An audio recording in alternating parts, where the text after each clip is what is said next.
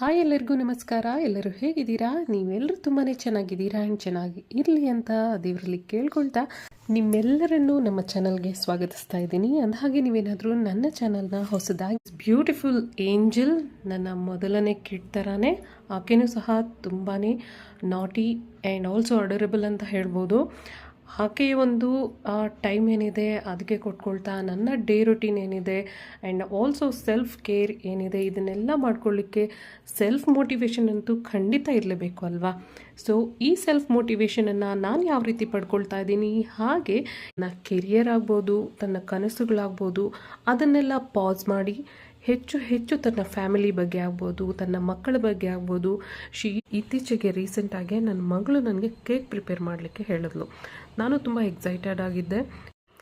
ಕೇಕ್ನ prepare ಮಾಡಲಿಕ್ಕೆ ಶುರು ಮಾಡಿಬಿಟ್ಟೆ.